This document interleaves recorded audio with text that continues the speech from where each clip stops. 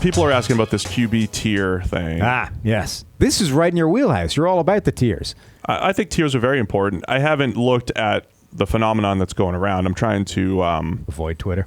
Trying to take a step back from Twitter a little bit. I'm trying not to get sucked in. Not that I don't like the interaction. I still want to put my thoughts out there and interact with the fans. I need to not get sucked into like my timeline and getting angry about stuff that doesn't matter and all that. I'm trying to focus on bigger things. Can I give you the most interesting thing about the QB tier thing to me? What's that? It's not who you put where, which is obviously what like the purpose of the whole thing.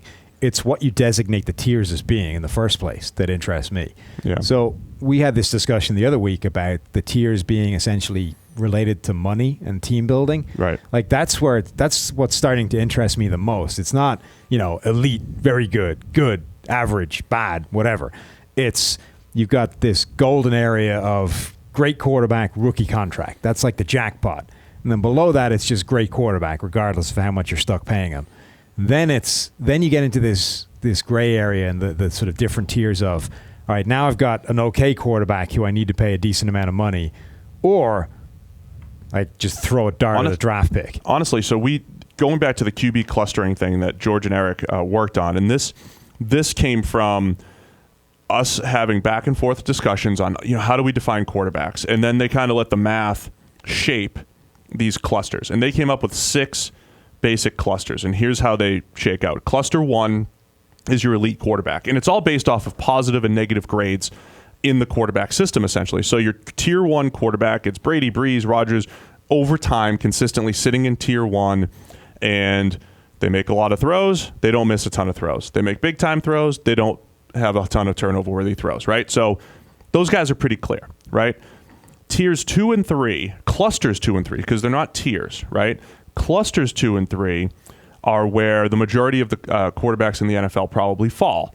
And the interesting thing there is it's not that cluster 2 is better than 3. They're both kind of equivalent as far as quality, but the style is different. You've got boom or bust versus a safer prospect, right? So you've got your Alex Smiths versus your Jameis Winstons in clusters 2 and 3. So cluster 2 is more of your...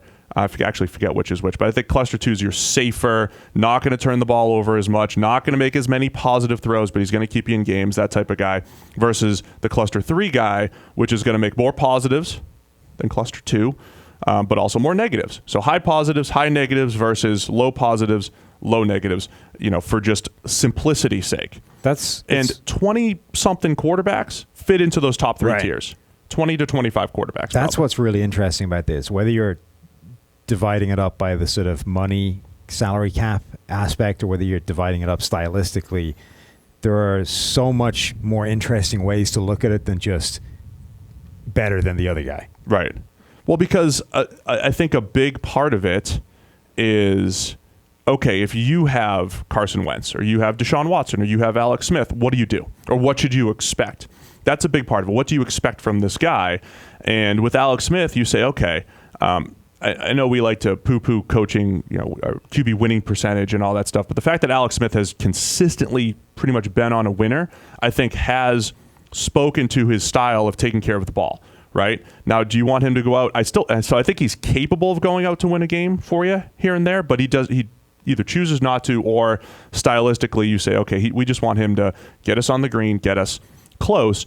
Whereas you do have a guy like Carson Wentz, the more you watch him, he can go win a game for you. Deshaun Watson can go win a game for you, but they could also lose it. Mm-hmm. Jameis Winston is similar, but at a lower tier than those guys. Carson Palmer was similar to, say, Carson Wentz, Cam Newton, those guys that can go win a game for you, but they'll lose one for you as well.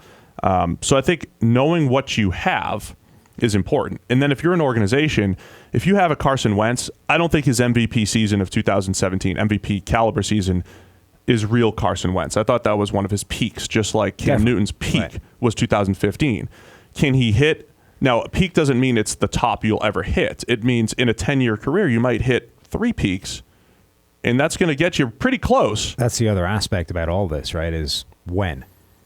So but it could be any given year. Well, that's the thing. So when you're ranking all these quarterbacks, what are you ranking? Are you ranking them at their peak? Are you ranking them coming off their lowest ebb? Are you ranking somewhere their baseline, what you expect them to be going forward? Because like right now, you would say that Cam Newton is not good. but we've seen Cam Newton play like an MVP. Well, that's you, because you just speak in Not black me, and white. other people. I've looked at the tiers. People would say that he's not good. Literally not good. That was their tier, not good. So Really? people out there would suggest that Cam Newton is not good. But we've seen Cam Newton play at an MVP level. So if you're ranking Cam Newton, what do you rank him as? Because Right. when is a relevant part of the discussion. I think 7 years of information, 7 or 8 years that he's had of information is more valuable than the 1 year Sure. of 2015. But you know that the 2015 year is in there. Newton's interesting because when you break him down and what he's done as a runner and all the touchdowns and all these different things, I've seen people put this, well, he's a Hall of Famer.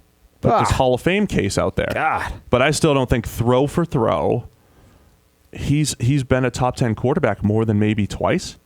Right. Once or twice. I mean, 2015 was very, very good, right?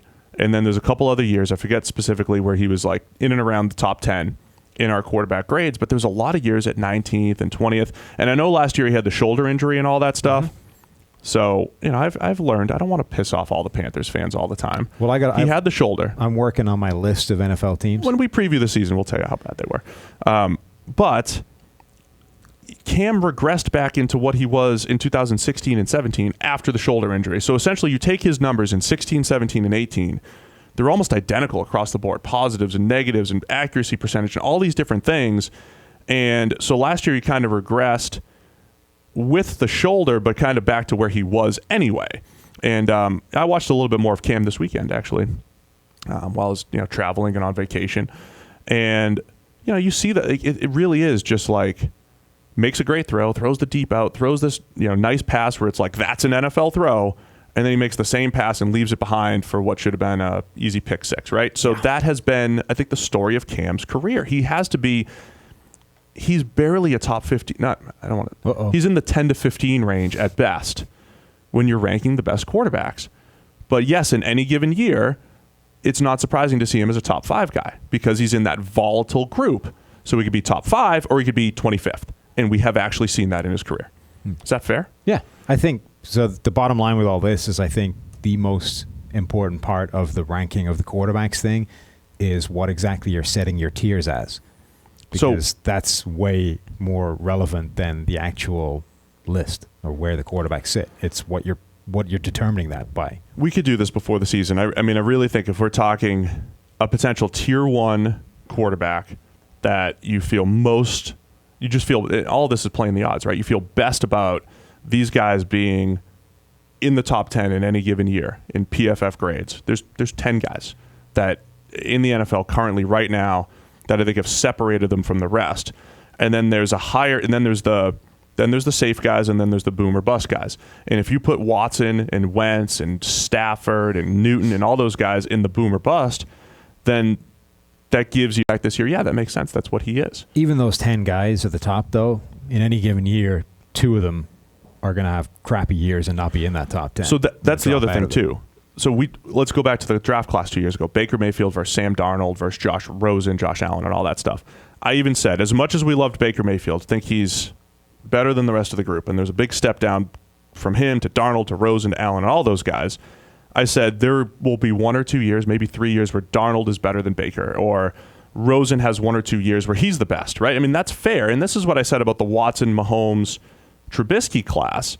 In the right situation, like I don't know who's going to be the best coming out. We weren't as high as a group. We weren't as high on Mahomes as maybe we should have been. But if Watson randomly has a better year than Patrick Mahomes in the next 5 years, is that going to shock you? No. I mean, Trubisky might shock us more now, but coming out, we thought that they were similar. We still need to see some improvement there. But that's the whole point when you're ranking these guys. The Jameis Mariota debate a couple years ago, it was pretty even. Some people liked one, some people liked the other, and they've both been similar players overall, but they've gotten there slightly differently. Mm-hmm.